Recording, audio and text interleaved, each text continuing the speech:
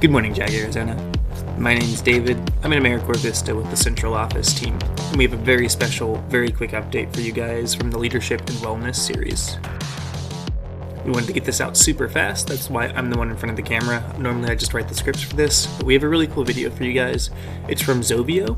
They're a company that specializes in higher education and finances. It's going to be a quick video, I think about 6 minutes, and then I'm going to show you guys how to get to the scholarship information page from the JAG website. Then we'll let you go about your day.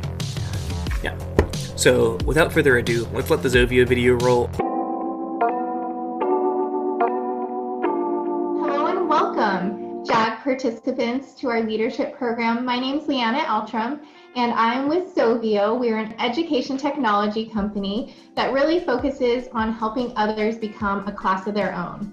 I have the pleasure, and I was asked to come speak with you all regarding higher education and financing. To get started, I wanted to give you a little bit about myself.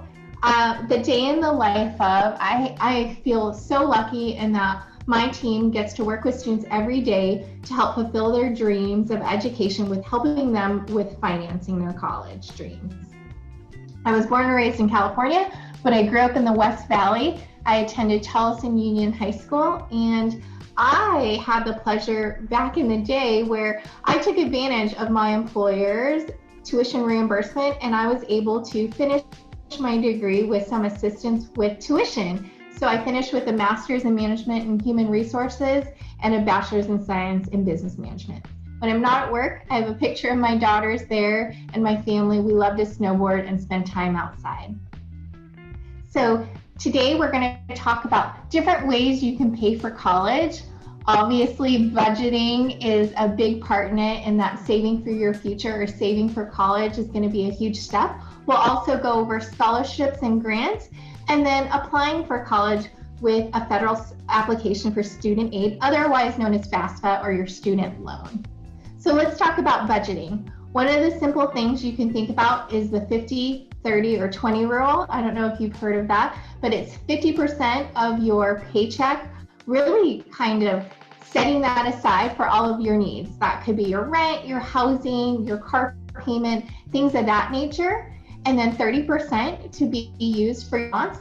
That's like our shopping, your eating out. That includes your Starbucks as well as your travel subscriptions.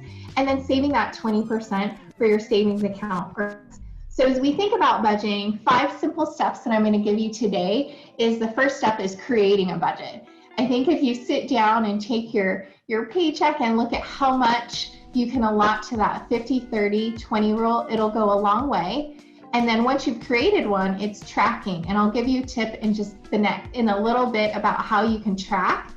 And then number 3 tip is to stop eating out. This could be meal planning or making food at home could save you a ton of money. Paying attention to your monthly subscriptions. That's your Hulu, your Netflix. And then I'll just give you a tip. As a college student, a lot of your family wouldn't mind sharing their login with you so that you could share their subscription and kind of save that $9.99 for your Hulu account. Student discounts, a lot of retailers offer student discounts if you ask, so definitely ask to see if they offer that. And then number 6, I mentioned investing or saving. It's never too late to start and see if your employer has investment for 401k. So some resources, I thought of 2 simple apps that I found for you, and Mint for budgeting, really easy for beginners. It's a simple app that tracks all your spending. Another fun one was Clarity Money, where it keeps track of all those subscriptions that we talked about, your Netflix, Pandora, and a one-stop shop. You could either cancel or continue, but it keeps track of how much you're spending in subscriptions. We talked about investing in your future, and just to kind of give you perspective, the Department of Education listed the average cost of an academic year for an undergrad student is about $23,000. It ranges from $17,000 to $40,000 for a public to a private. And so it's really important that we look at all different avenues to start saving for college or different ways to pay for college. It's really important to invest in your future because it really opens up your earning potential, career opportunities, as well as giving you job security and just financial confidence. There are tons of scholarships and grants that go unclaimed every year. And so I wanted to give you a list of resources that you could take the time to look at what scholarships are out there, because scholarships and grants you don't have to pay back. There are honor scholarships, scholarships for military families. And one of the biggest tips I can give you is when you're applying for a scholarship, pay attention to the deadlines, just in case you maybe need to submit an essay to apply for that scholarship. And then once you've looked at whether it's scholarships, grants, or again, like I got to go to school or had a benefit, check to see if your employer has an employee reimbursement program. And then the last resort is, if you need to, there is a free application for federal student aid, otherwise known as FAFSA, which is a student loan. And so there's 8 simple steps that you'll need to submit, and there's the website to apply for a student loan.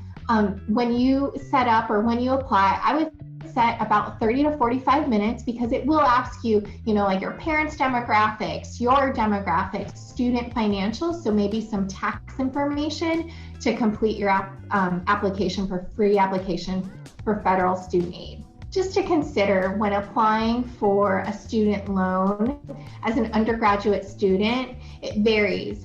And you could be eligible from $5,500 for a dependent student up to $12,000 for an independent student.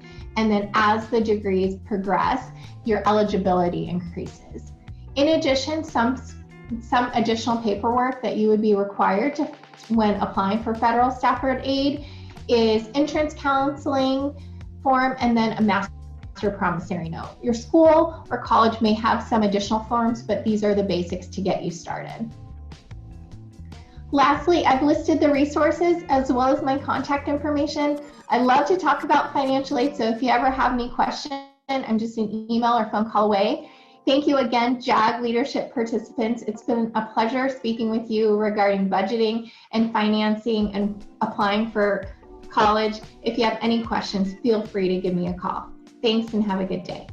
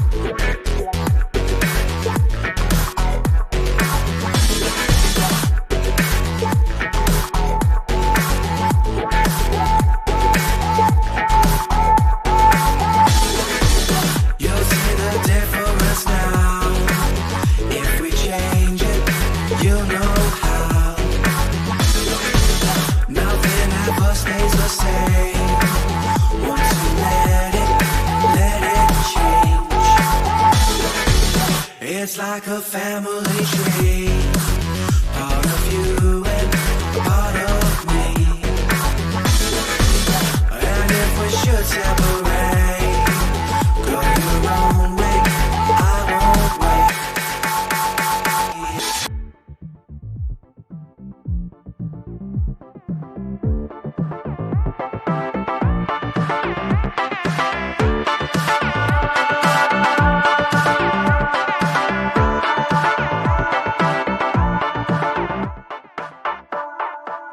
Bring the funk back.